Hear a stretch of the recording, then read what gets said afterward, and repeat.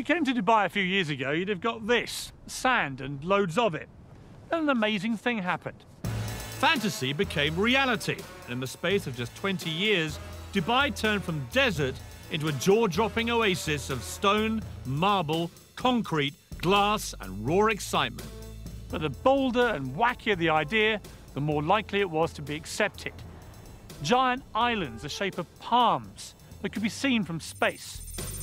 And soon there'll be the world's tallest skyscraper, a modern-day Tower of Babel that slices through the clouds at almost a kilometre above the ground. Dubai has become a centre of a modern-day gold rush.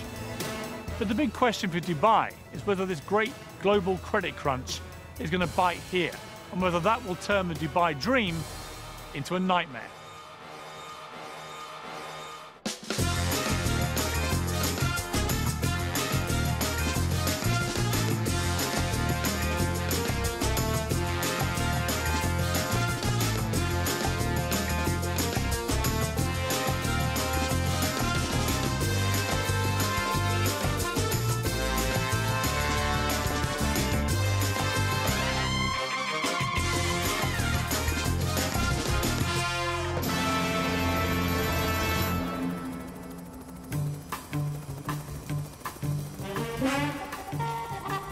Dubai is one of the 7 states that make up the United Arab Emirates, under the rule of Sheikh Mohammed bin Rashid Al Maktoum. Its reputation as a tax-free haven and land of opportunity has attracted 120,000 Brits, all chasing the Dubai dream. You have both completely lost your marbles. I mean, you have paid $50 million for a load of sand. A dream where your position in society can be elevated overnight and vast riches are there for the taking. It's quite a journey from a secretary on an Oxfordshire estate to this, flogging £17 million apartments in Dubai. In a country where Sharia-based law is dished out on crop-top-wearing partygoers, what's it really like to live here? And mixing with the locals, I talk tactics with the man that bought Man City. There's the Burj Al Arab. And what about the world's financial meltdown? Are they feeling the heat? You say credit crunch, people say, whoa, whoa, there's no credit crunch in Dubai. It's not coming, it's here. But lurking in the background, behind all of this, is the fact that in just 10 years' time, Dubai's oil will run out. The race is on. If you'd invested in property out here over the past 6 years, I'd give your financial advisor a raise, because you'll easily have trebled your money. But it wasn't for the faint-hearted. 4 miles out to sea is probably the craziest property investment on the planet. For sale, 300 islands that, seen from above, replicate the countries of the world. This is absolutely ridiculous. I've heard about this place, I've seen the pictures, I know all the facts. Until you actually come out here like this and experience it for yourself, you have no idea of the sheer scale of it. 320 million cubic metres of redistributed seabed later, Dubai has not just put itself on the map, but put the map on itself. I'm heading for Britain. Gentlemen, permission to come ashore. Permission granted. Thank you very much. Welcome aboard. Nice to see you. Welcome to the United Kingdom. Well, thank you very much. Let's head over to London, shall Why we? not? Ex-Londoners Safi Qurashi and Mustafa Nagri moved to Dubai 4 years ago. Between them, they've just bought England. Dare I ask how much you've paid for it? Topping over $50 million. You have both completely lost your marbles. I mean, you have paid $50 million for a load of sand. Yeah, it's one view. Tell me some of the stuff What you're are we going to do here? The idea very much is to have some luxury accommodation where you can bring your boat, park it right outside your villa, swimming pools, spas. How many are we talking about? You're talking in and around the 100 mark. Right. 100 villas over here. So you're living in your own private villa, surrounded by, you know, absolutely amazing shorelines, beaches. I mean, you and say views. that, but you're actually surrounded by the French over there and the Germans over there. I mean, they are worryingly close, aren't they? You know, they have got closer, but luckily there's still a bit of sea between us. I'm imagining now these luxury villas here, and even if they went just for $5 million each, I've just worked out you'll make a profit of $450 million. But you have forgotten the cost of construction. Which is? We're still working on that one. Yeah, You're still making what I think they call in Balham a nice little earner, aren't you? Well, Yeah, Yeah, I guess you could say we might be. I mean, that's a great story. Absolutely. Ballon boy buys Britain. Yeah, it's not bad, is it? Safi is a perfect example of the Dubai dream. 4 years ago, he arrived here skint, having lost everything in a failed internet phone. Now, thanks to a series of shrewd property deals, he's the King of England and looking to invade France. But how did this little-known desert outpost become such a magnet for investors and those in search of a better life in the sun? Dubai has done an incredibly good job at marketing itself, largely through what at the outset appear to be utterly ludicrous projects. Think Dubai and you think glamour, wealth, and a rich hedonistic playground. Hardly surprising then that back in Britain, wrapped under red tape and trapped under the dark grey skies, so many downtrodden wannabes think this place is utterly irresistible. Although Dubai is twice the size of London, the main action takes place in a frenzied 20-mile strip along the coast. The legendary Dubai gold rush can be traced back to 2001, when the law was changed to enable foreign nationals to own property. It coincided with the launch of the most famous of Dubai's artificial island projects, the Palm Jumeirah, which, because it's connected to the mainland, lured investors by the truckload. And my first impression is it's massively bigger than it seems from the sky. Apparently 4,000 properties were sold in the first 72 hours of the project being announced, before a brick had been laid. The weirdest thing about Palm Island is that 5 years ago, I'd have drowned by now because this was all water. Nothing quite prepares you for the sheer scale of their ideas. Palm Jumeirah is so huge, its central trunk supports 2 6-lane motorways. At the tip, 3 miles out, sits Dubai's latest 5-star hotel, the Atlantis, complete with an underwater lost city in a fish tank. The Beckhams acquired a place here, and Ashley Cole and Michael Owen followed suit, creating a Middle Eastern Wag-Sumer. It may look like Brookside on the beach, but having a palm address is the ultimate status symbol. And living the dream on Frond D is Neil Petch. Neil came out here 14 years ago and now publishes the Dubai version of GQ magazine. Judging by his cars, a Bentley, a vintage Jaguar and a Ferrari, life is good. Okay, here we are, ladies. Throw in a Russian model wife and her glamorous friends, and I'd say Palm living is very good. How much have these properties been going up by in value? Well, about 4 villas on either side of me. No one lives there. People had them as an investment, and they're going up at such a rate that they don't actually need to rent it. I wish I were in that position. I mean, if you bought that one at the start, for example, what would you have paid? Well, that was probably about £700,000, 2.6 million dirhams in our currency. And what would it be worth now? 15, something like that. So around 6 times what you paid for it. Exactly. So it's been an amazing investment for people. Yeah, it makes you question your own job when you're earning a lot less than your house is doing by sitting there. And is there, like, in any development like this, is there a bit of, you know, keeping up with the Joneses? Absolutely. I mean, I've had to upgrade my barbecue several times.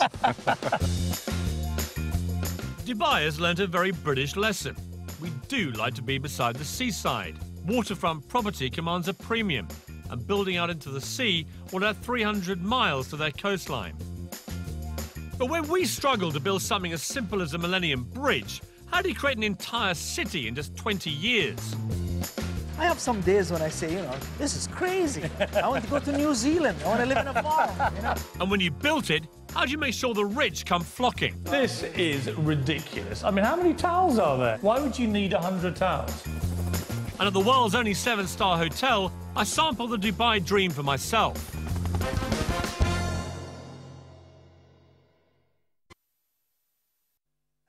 Easier. We can trust him to take care of this. So what's this all about? An aircraft? It's not an aircraft we're talking about. The Insignia project. What are they doing down there?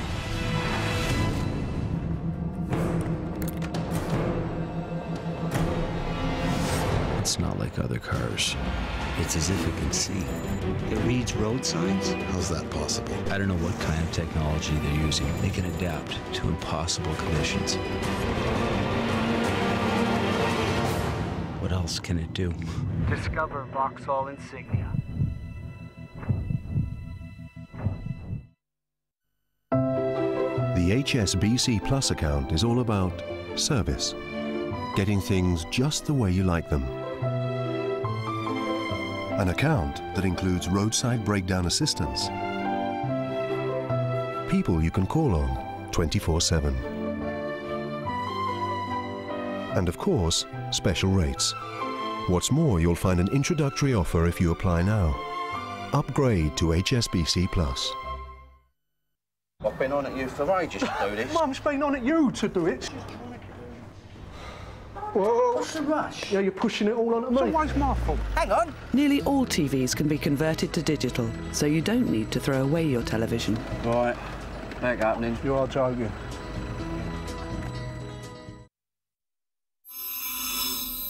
TravelSupermarket.com compares the rates of over 100,000 hotels, over 50 car hire companies, and millions of flights, comparing quotes from online travel agents, tour operators, and budget and charter airlines. Cool. We need to fly to Barcelona. As soon as possible. TravelSupermarket.com compares the market in seconds, making it easy for you to choose the best deal.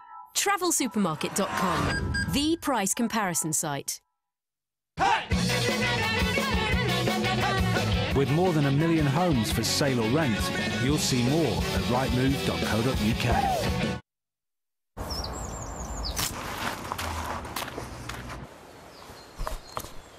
After what your hands go through every day, don't you think they need just a little more glamour? Fairy Clean & Care Aloe Vera and Cucumber helps look after your hands while you do the washing up. That's why glamour readers recommend Fairy Clean & Care. Sink into Fairy. Had a prang. Car off the road? Hey, no worries. In just 2 hours, More Than Car Insurance could get you a free courtesy car till yours gets fixed. In the words of Lionel Richie, it's easy peasy, Lionel Squeezy. February the 5th is the end. February the 5th is the end. February the 5th is the end of the B&Q sale. There's up to 2 years interest-free credit, on top of all half-price kitchen units, bathrooms and installation. February the 5th is the end of the B&Q sale. Let's do it. Let's B&Q it. Yeah, I believe the man who killed your lady was copying Jack the Ripper. I thought Jack the Ripper had a black bag, a top hat, and walked through smog. We have a copycat. Congratulations, you were right. So all you got to do now is solve the unsolvable and catch the most famous serial killer that ever lived. Whitechapel starts Monday at 9, ITV1.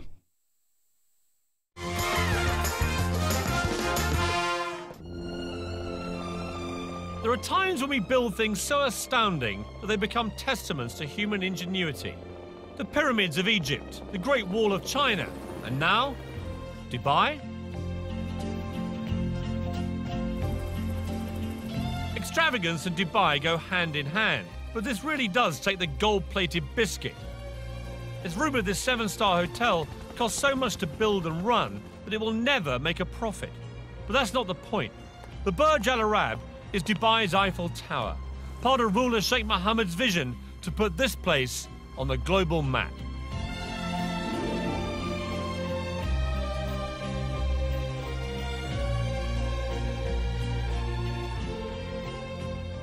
The best rooms here will set you back 12 grand a night and come complete with one of the hotel's 16 white Rolls Royces and your own personal manservant.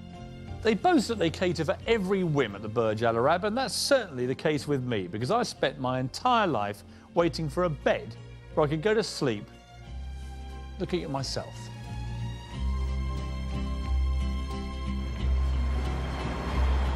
I'm here to meet builder Eddie Mitchell, who I last met at the height of the UK's property boom in Sandbanks, Dorset. Eddie was creating futuristic properties inspired by this hotel. He's been coming here on business for 5 years and is now a gold star guest, affording him extra special treatment. Watching you coming in, it was like watching a visit by the Queen. You know, there's like a cast of thousands offering you tea and dates and hand lotions. It's the same every time. My butler that I've had for 6 years, he meets us every time we come here. Whatever time of day, he's at the door. It's like coming home. So, Eddie, last time we met was in Sandbanks, where the funny thing was there is that you produced properties like this, which are, you know, by any normal standard in Britain, completely barking mad, futuristic, emporiums of glass and concrete and everything else. Out here, you're known as Mr. Boring, because, I mean, that is not even first base, is it? Not really, no, Piers. I mean, you must love it here. It's like a permanent building site. Yeah, it's probably the biggest building site in the world, and after 30 years of building, I just love it. You're like a pig in a sty, aren't you, Eddie? Yeah, definitely. For those who bought at the start in the Palm or the World or the Burj Dubai, how much money are people making? I'm sure people are making many millions. I mean, I heard of one Chelsea footballer who had a place on the Palm that he's never actually lived in. He paid £400,000 for it, and he's just sold it for £3.5 million. Yeah, that's what he would have paid 6 years ago. And he would now make £3.5 million? Yeah, definitely. Without setting foot in the place? Yeah. How have I missed out on this again? I wish you came here 6 years ago. No, but you always seem to pop up in these places at the right time. I went to Sandbanks right at the peak. I've come to Dubai right at the peak. What I need to do with you, Eddie, is stick with you in the down times. Well, you can come on site and be a builder if you want, Piers. The great thing about Dubai is there's always a stunning new location to practice your golf.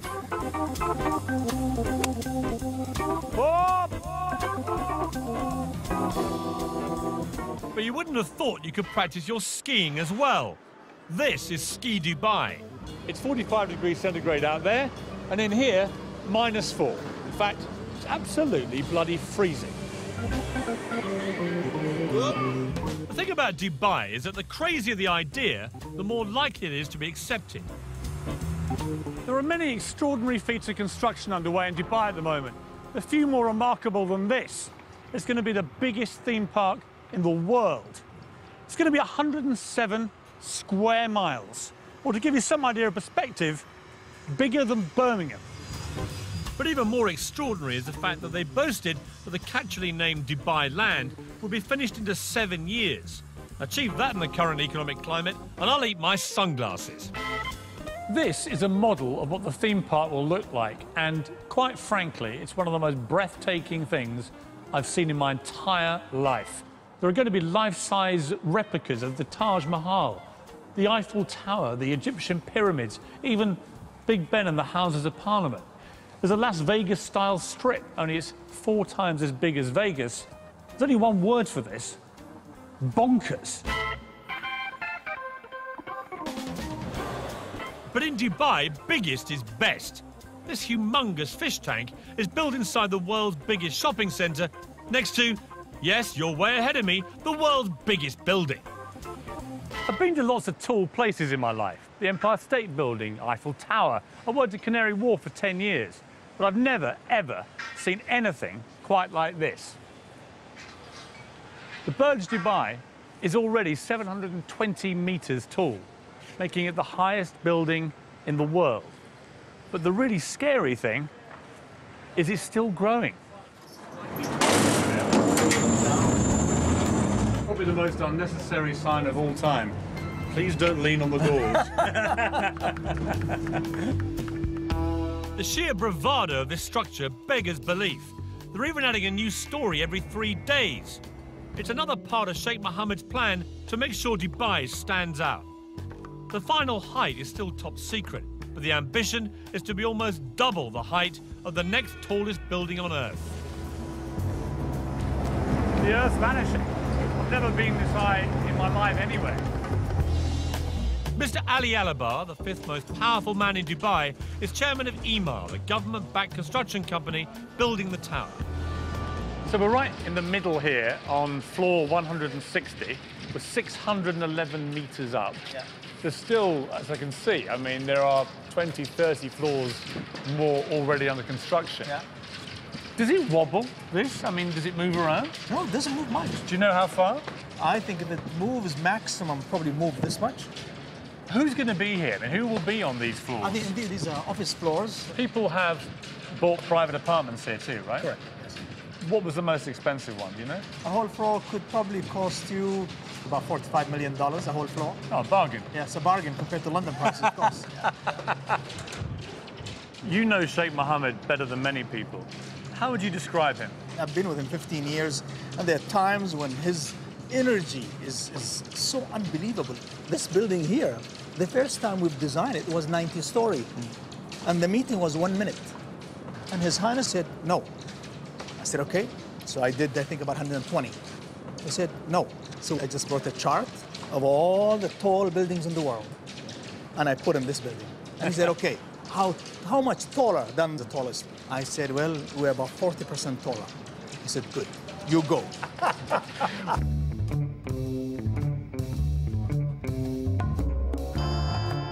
40 years ago, Dubai was nothing more than a dusty fishing village. The then ruler, Sheikh Rashid, had a vision to transform it into a hub for the world, as a port and as a tax-free business centre. It was an extraordinary and bold move. The philosophy was simple: build it and they will come. And come they have. Now, under the rule of his son Sheikh Mohammed, the vision continues. Dubai often feels more like a corporation than a state. And that's because just three things matter here: business, finance, and success. Unlike in Britain, where huge developments can get bogged down for years in red tape and bureaucracy, over here they can go up in months. And the reason is quite simple: Sheikh Mohammed. Whatever the Sheikh wants gets done, and fast. Of course, being able to use millions of cheap workers from Southern Asia has made it all possible. In 2007, accusations were made of slave labour conditions, so Sheikh Mohammed set up a confidential free hotline for construction workers to report any abuse. As a result, conditions have certainly improved. But each year, UAE workers send home an estimated £4 billion in wages, so a recession in Dubai would have serious global implications. But trying to get anyone to actually talk about the possibility of economic downturn here in Dubai was like trying to get blood out of a stone. I turned to Michel Canu, a billionaire businessman from the 9th richest Arab family in the world. Are you totally sold into this vision, or are there going to be problems, do you think? Well, now there's going to be a lot of economic upheaval globally, and it's going to come and affect us. See, no one mentions that here. I know. You say credit crunch, people will say, whoa, whoa, there's no credit crunch in Dubai. In the Arabic culture, to say something, if you say it out loud, there's a perception that it'll happen. So we don't even call cancer cancer, we call it the disease that can't be mentioned. It's the same mentality. Is there a credit crunch coming in Dubai? It's not coming, it's here. It already exists. Now, for people to come and say, you know, this is the end and death of this area, it's not going to be the death of this area. What's going to be is a natural timeout, if you want, allow things to come back to its normal position and then move forward. Dubai, I think, is a good place to be if you're looking at 15, 20 years down the road. Because if you're looking at 2 years down the road, God knows what's going to happen in the next 2 years in terms of global finance. During the boom times, Dubai was the hottest property market in the world. The carrot that had expats scurrying here faster than a bleached blonde to a footballer. Helen Tatum is typical of those that came chasing the Dubai dream. She landed here 4 years ago and owns Dubai Luxury Homes, one of the most successful estate agents in town. Today, she's showing me a flat aimed very much at the not-so-poor. Amazing views, vast amount of room. I mean, how big is this? It's 13,400 square feet. The master suite takes at least a third of the apartment. So it's all about the bedrooms out here, is it? Exactly. And what would it cost if you wanted to buy this? £17 million. Wow. Who would buy a place like this? I mean, who's living in this block? Yeah, I mean, discretion is the word, but, I mean, we've got sporting personalities, we've got presidents of countries. At 15 times the size of the average house in the UK, who said size doesn't matter? I mean, it's just humongous. Yeah. This is not even... Well, apartment is too loose a word. Well, this is... Hello! I mean, it echoes. I mean, it's unbelievable. I mean, look at it. It's not a kitchen, it's a restaurant. That's the children's bedroom. Of course it is. How silly of me. Here's the bathroom. This is the bathroom. I mean, this they is... take a lot of care over the bathroom. This is ridiculous. I mean, how many towels are there? There must be 100 towels in here. Why would you need 100 towels? I mean, it is just opulence on an almost regal scale, isn't it? It is. It's a staggering apartment. Perfect for your average multi-millionaire. It's a great view. Amazing view. But maybe not so good for a billionaire. Which is why the next phase will have its own heliport on the roof. That is going to be just going for a higher level altogether. That's going for your billionaires rather than just the millionaires. And it's going to have its own helipad, and you know, they're working on their own immigration so that you can just jet in and... Well, literally, so some Russian oligarch just lands on the roof, and out come immigration officials. Right. Yeah, incredible. What's a nice girl like you doing, flogging £17 million apartments in Dubai? I don't know, it just happened 4 years ago. Set up my own real estate company, and... What were you doing back in Britain? I worked on the country estate in Oxfordshire. Doing what? As the estate secretary. You're a secretary? Estate secretary. Estate secretary, sorry, I don't want to diminish your role, but I mean, it's quite a journey from a secretary on an Oxfordshire estate to this. Yeah. And you're now glimmering in diamonds and Rolexes and stuff. So life's been good for you, right, Helen? It has. Thank you. And that's not the half of it. Helen now has her own polo team with 8 Argentinian ponies and a full-time professional trainer. It certainly beats typing. Friday is polo day here at Arabian Ranches. It's a bit of a fixture of the expat community, a chance to revel in the good life whilst catching a chukker and slithering up the social ladder. Becky, from Bingley, West Yorkshire. Yeah. And here you are at polo. Yeah, I'm at the polo. Bingley girls are not really used to doing this sort of thing, are you? Let's be honest. No. I came over here and I launched a magazine for another company, and I've just launched this magazine, and I'm 28 years old and I would not get that in the UK. You've done badly for a girl from Bingley, have you? Yeah, it's all right. I'm quite happy.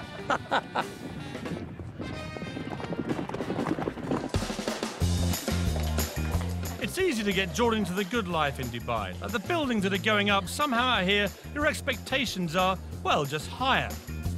But to live up to those expectations, you're going to have deep pockets, especially if you fancy a personalised number plate.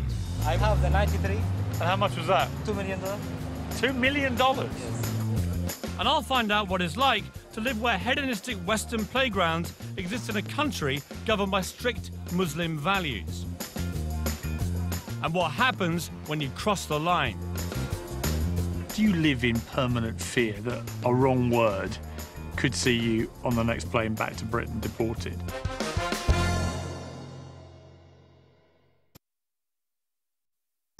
Because of geography.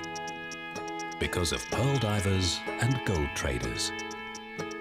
Because they have, and simply because they can. Dubai is now the most extraordinary destination on Earth. And we can fly you there from over 100 cities worldwide. Fly Emirates to Dubai. New L'Oreal Infallible, the first long-wear lip duo compact. Colour lasts up to 16 hours. The balm helps lock in moisture. Brilliant. 10 radiant shades made to stay on your lips. Infallible. It's my lip color. New Infallible from L'Oreal Paris. Lasts up to 16 hours. Because you're worth it. From only £395 per eye, you could enjoy laser vision correction from one of Europe's leading eye care specialists. Visit opticalexpress.com now.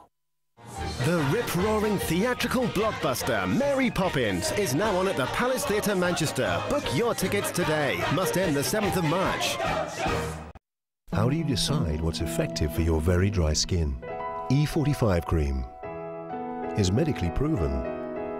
E45 cream is designed to soothe and treat all the family's dry skin, even eczema. Dermatological E45, the #1 selling brand for dry skin. Every week, there are hundreds of new offers at Summerfield. Only £3 on Nescafe Gold Blend is just one of them. For fresh offers every week, pop into Summerfield. Meet the Dylans. They needed a new sofa and the DFS sale was on. I want leather, said Grandad. I want fabric and leather, said Gran. Red, said Sam. Flowers, said Susie. We're not spending over £600, said Dad. Under £300, said Mum. 4 years, interest-free credit, and a whole year payment-free, said the nice salesman. We'll take it, they said. Every sofa in the winter sale is reduced at DFS. The time has come. Herbal essences are reborn. Exotic extracts. Fantastic fragrances. Dazzling new formulas for ravishing results. Escape to a whole new world of luscious hair. New, yummiest ever herbal essences. The Great Escape. Thinking of taking off? With thousands of discounted airfares on over 135 airlines to over 1,500 worldwide destinations, take off with us. Netflights.com. We search, you save.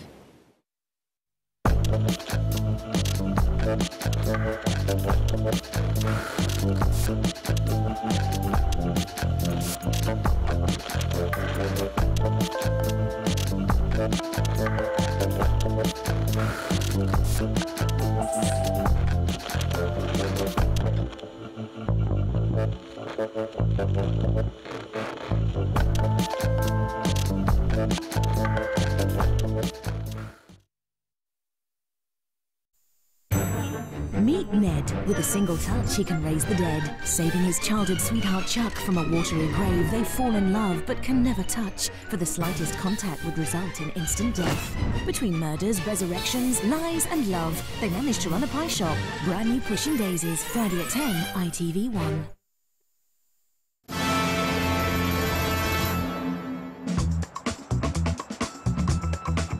I wanted to get an Arab perspective on Dubai.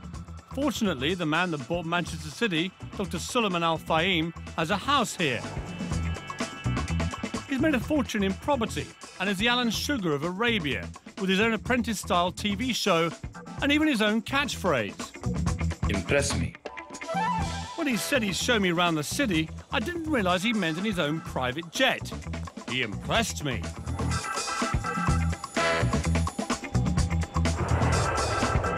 It's incredible to think about only 30 years ago, most of that would have been desert, right? 20 years ago, this part of Dubai was desert. There's the Burj Al Arab. It's become the symbol of Dubai. I mean, how much of this is ego? And are you all quite, competitive people? Is it like, you've built the biggest tower, I'm going to go and build a bigger one? It's not about the ego, it's about to show the capability. We want to show our royal family that we can do it. And what they're looking for is to build something unique, something extraordinary. And with this kind of development, we attract foreigners. I mean, how much money is there down there now, would you guess? The last number announced recently was around $300 billion. 300 billion US dollars, just swimming around below us. I was told your very first major project here, you made 150 million US dollars on that deal, is that right? Yeah, that's right. And you cleaned up. I mean, you made 150 million bucks. And the good thing, once I came with... You're allowed to smile when I say that figure, by the way.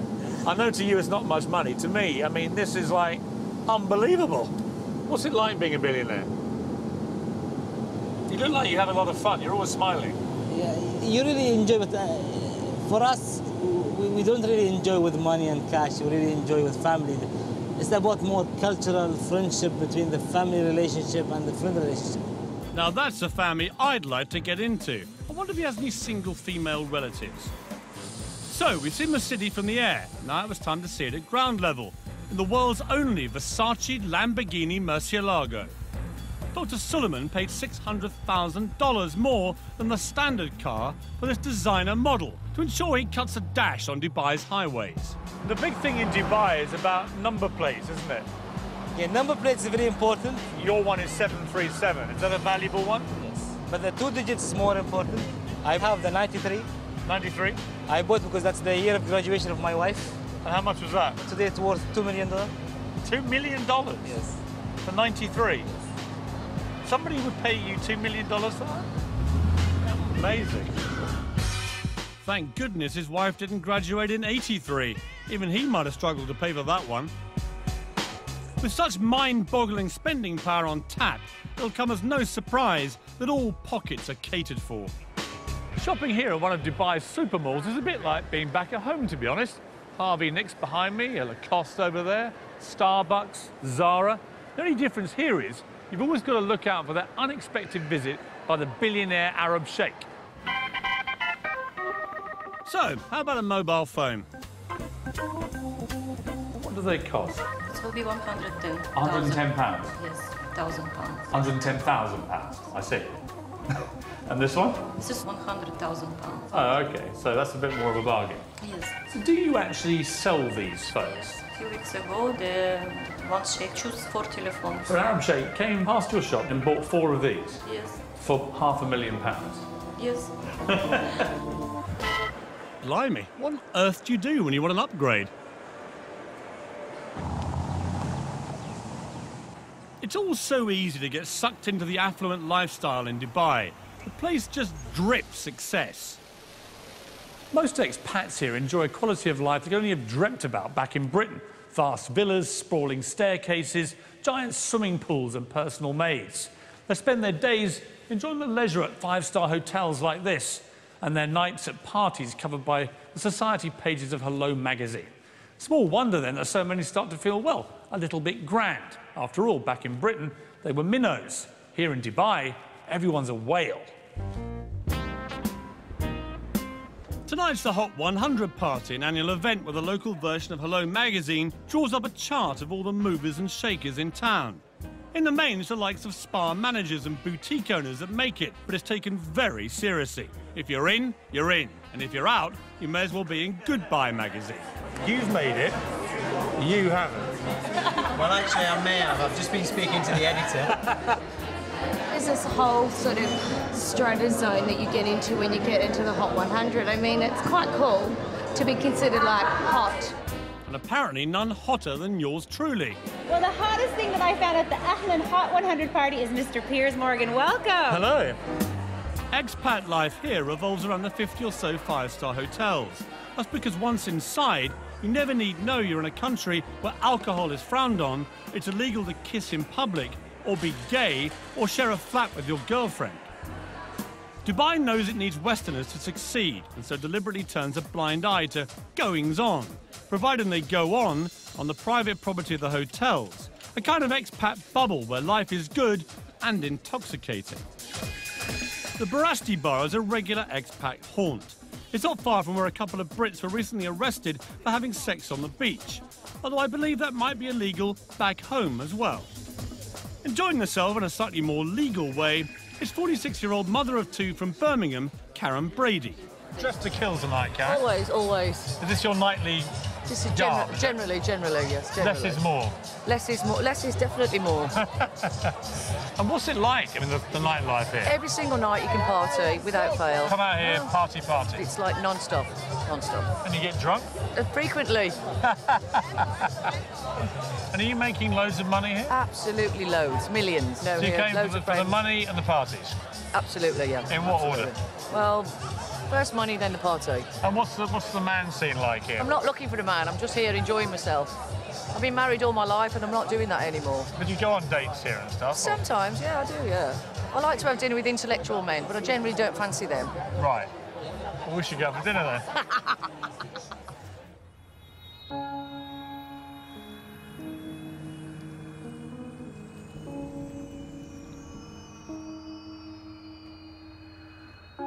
In the last year, 230 Brits have ended up in Dubai's prisons for a range of offences, from the normal, like drink driving, to the abnormal, like bouncing a cheque. If you are going to come out here, make sure you learn the law. For example, sex outside of marriage can get you a year in jail. Possession of over-the-counter drugs that contain codeine, 4 years. Even Harry Potter books were recently banned from schools because witchcraft is strictly illegal in Dubai. It's a difficult society to get your head around. On the one hand, a traditional autocratic leader uses strict Sharia-based law to rule with a rod of iron.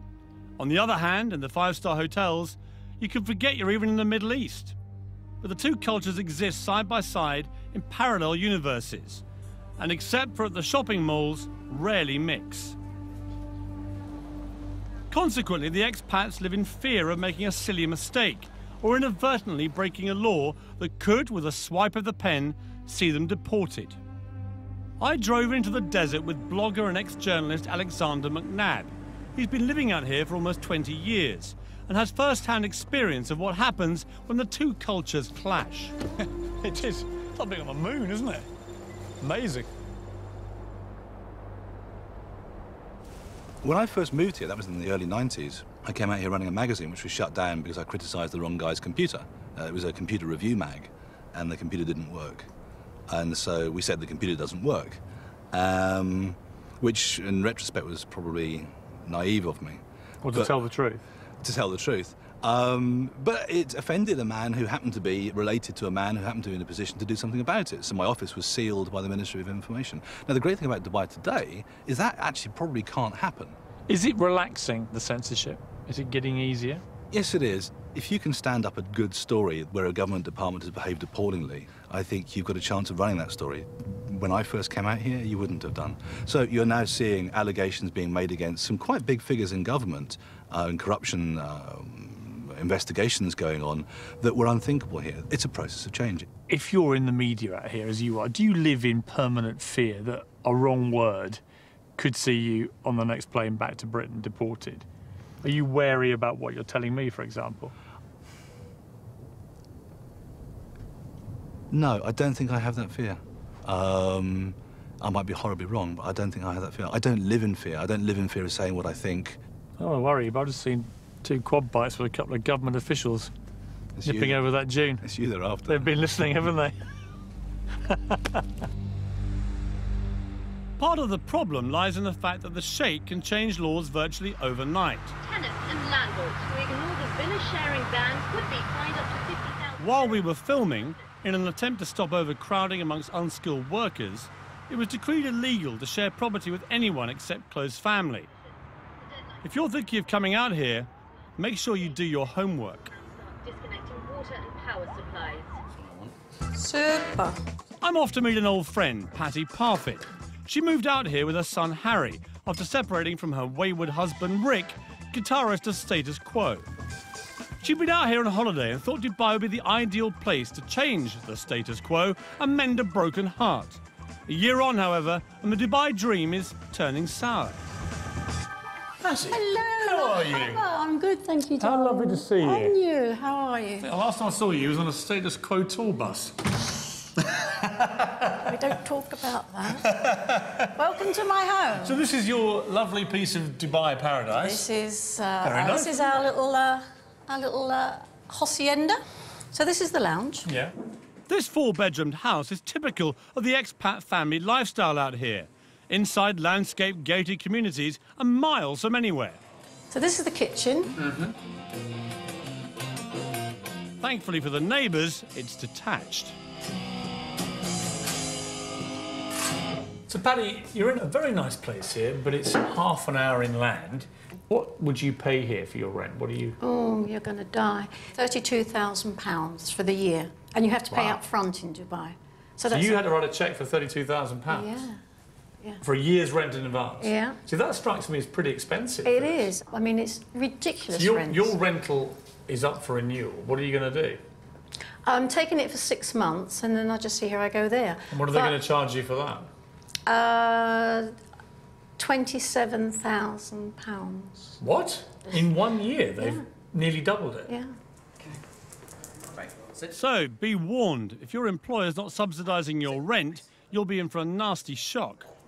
It's terribly expensive in Dubai. If you get this really idea that is. this is wonderful tax-free haven, Yeah. everything's dirt cheap, so it's not really like that. No, and, you know, I don't want to spoil anybody's holiday or dream to move to Dubai, but you really got to look at it, because it's not all what it's cracked up to be. People who are watching this are going to be thinking, I quite fancy coming to Dubai. Yeah. And yet you seem to have fallen slightly out of love with the dream. Yes, I have, haven't I? Oh, God, where do I go now? I do miss my friends. I do miss my family. And it is difficult to meet people over here because everybody's, basically, it's family. And when I go out, I am a threat. I bet you are. How old are you? 57. I mean, that is amazing. Yeah. Recently divorced. To a rock star. Blonde bombshell. Used to be with a rock star. You are public enemy #1 to these women. Fantastic. That's rock and roll. So what does the future hold for Dubai? I'll be looking at the changing face of society here as it opens its doors wider to Western values. Could their secret defence against the credit crunch come down to a few familiar faces? Try some of these. God, that's disgusting. And just how much are they prepared to spend to make sure Dubai does become the greatest city in the world? Eyelid will be getting millions. Multi-millions. Multi-millions.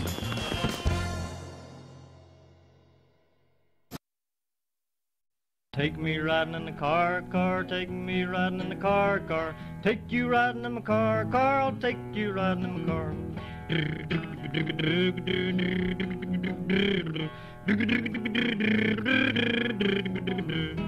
Click, clank, open up a door, girls, click, clank, open up a door, boys, front seat, back seat, boys and girls, take you riding in my car.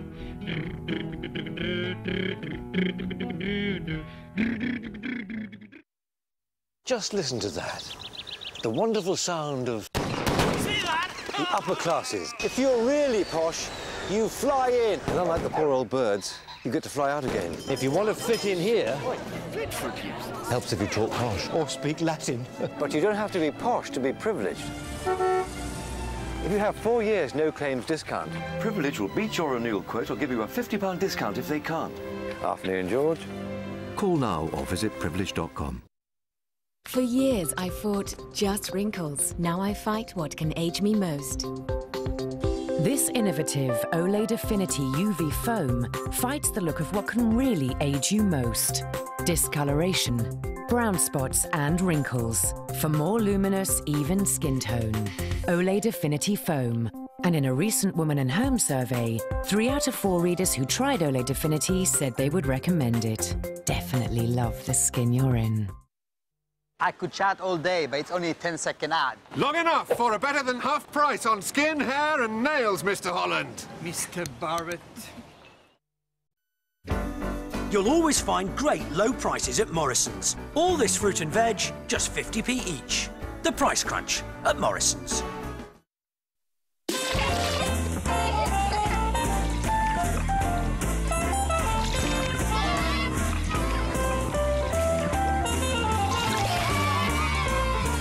Fixident, the adhesive for a secure hold and fit. Fixident, life with more bite.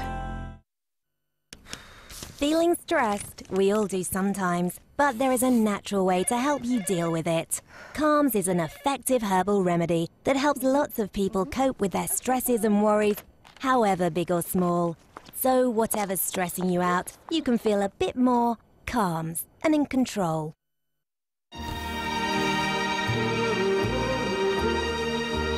Welcome to my world.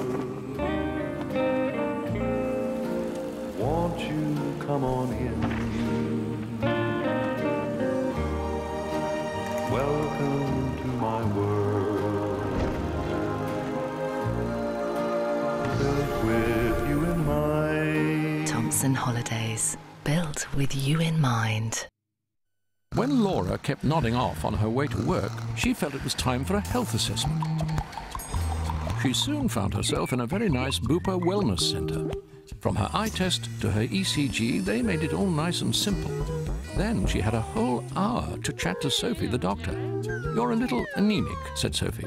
"Apart from that, you're not in bad shape at all." To take the first step in finding out how healthy you are, try our free online health check at bupa.co.uk/healthcheck. Only on News at 10, captured by Somali pirates, a British sailor's story. Plus, pole dancing lessons for 14-year-olds. That's at 10. In the the UK, we've taken thousands of years to develop our laws and customs, whereas Dubai has had just a couple of decades to try and find common ground so the 205 nationalities can happily coexist. Consider this, just 1.3 million people live here. Of those, 200,000 are Western expats, 900,000 are Asians, mainly workers, and that leaves just 200,000 local Emiratis. To put that in perspective, imagine living in Britain, where 5 out of 6 people were foreigners. And when you think of it like that, you kind of begin to work out that Dubai is actually quite a tolerant place.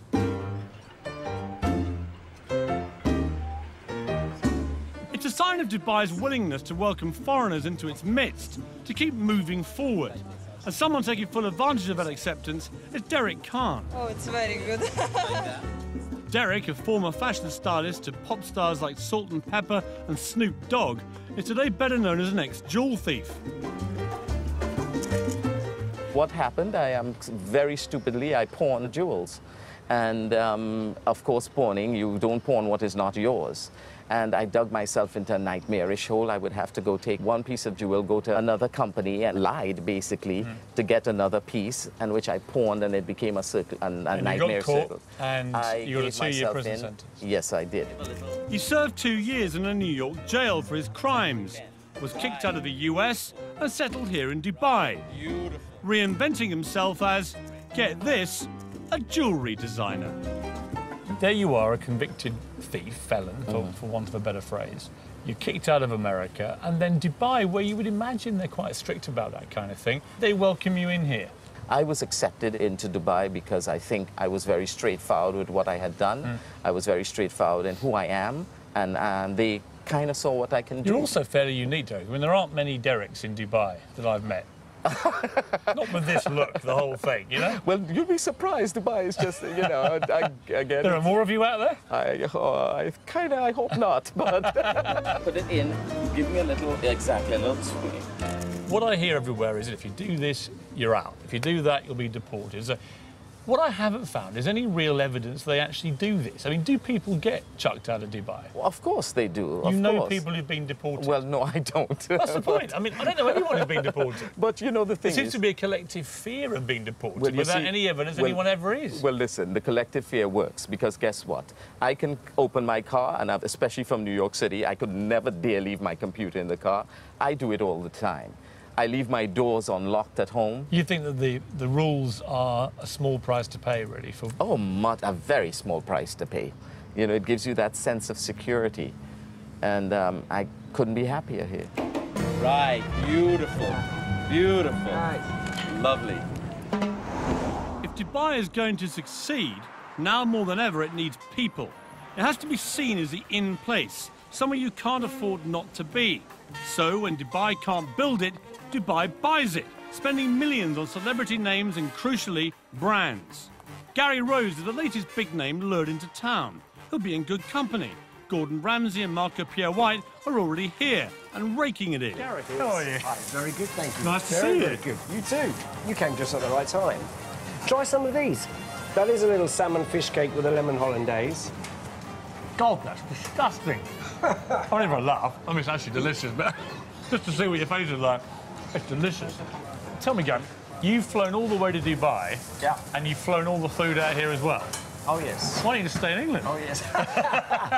What? Well, it's 36 degrees outside and it's snowing in the UK. Where would you choose? You know, I just thought, no, you know, I want to spread the word about British cooking. But be honest, Gary, would you be out here if there wasn't a whacking great big Arabic check in it? I mean, I know a lot of chefs, right? You all like your money. Hang on, where's that contract of mine?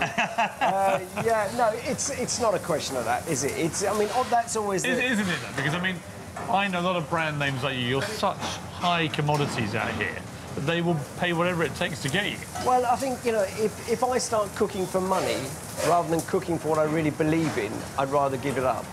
So there you have it, the definitive answer, with hollandaise sauce. Mark, how are you? Hello, Piers, how are you? Good to see you. And up on the 44th floor, another bought-in brand name. Mark Fuller will be opening a version of London's Embassy Club here next year. No offence to you, Mark, but you and Gary Rhodes are not exactly, you know, the Beckhams. and yet you're getting a lot of money thrown at you to come here. What's in it for them to get you? Someone was saying to me today that it's all very well opening a hotel, but you've got to entice people into it. It's like all over the world. The difference is they're buying in name brands because it's a new country. I mean, is it rude of me to push you on just how many millions they paid you to come here? No, I won't say that. It wasn't millions, but it was quite an acceptable figure. What about Tiger Woods and people like that? Oh, you see their God, names. Tiger Woods, you know, Christina Aguilera's, those sort of people. Kylie's will be getting millions. Multi-millions. Multi-millions. Is that because the people of Dubai, the rulers here, realise that celebrities of that power are a PR magnet for here? I think without a doubt. In the end, this was a piece of desert. This was a piece of sand. They've built a city out of nothing. How do you attract everybody? They want to be number one. They don't want to be number two, number three, number four. They want to be Miami. They want to beat Miami. They want to be New York. They want to beat New York, you know. So the only answer is bring it in. Kylie comes, Beyonce comes. I mean, even Iron Maiden have played here. It is almost surreal here. It's the land of make-believe. It certainly is, more like the land of unbelievable, because as the world is rocked to the core by the credit crunch, Dubai rocked to the sound of Kylie at the world's most expensive party. The Atlantis Hotel was launched with a massive £7 million extravaganza. Looks like an awful lot of that went up in smoke. Let's face it, for the ordinary Brits living here, as long as you toe the line, life's pretty good. For the investor, though, even ultra-affluent Dubai is fragile. It doesn't manufacture anything of value. Oil now accounts for just 6% of its income. And even though uber-wealthy neighbour Abu Dhabi pumped £9 billion into its economy back in October, Dubai remains exposed. 3 big government-backed construction companies are already laying off hundreds of employees. Dubai relies on foreign investors to make it work, and without them, Dubai's dream of becoming the greatest city on earth may have to wait. I came to Dubai to find out if it really is all it's cracked up to be. And the answer, if you like sun and fun, glitz and glamour, is a resounding yes. As for the credit crunch, everyone I've met here says the same thing. Dubai won't just survive, it will thrive. And that's because it's bursting with ambition and drive, all led by one man's extraordinary vision and an utter determination to turn this place into the biggest and most successful city in the world. As for my part, I think I'll borrow the favourite phrase of the British builder. It'll be all right when it's finished.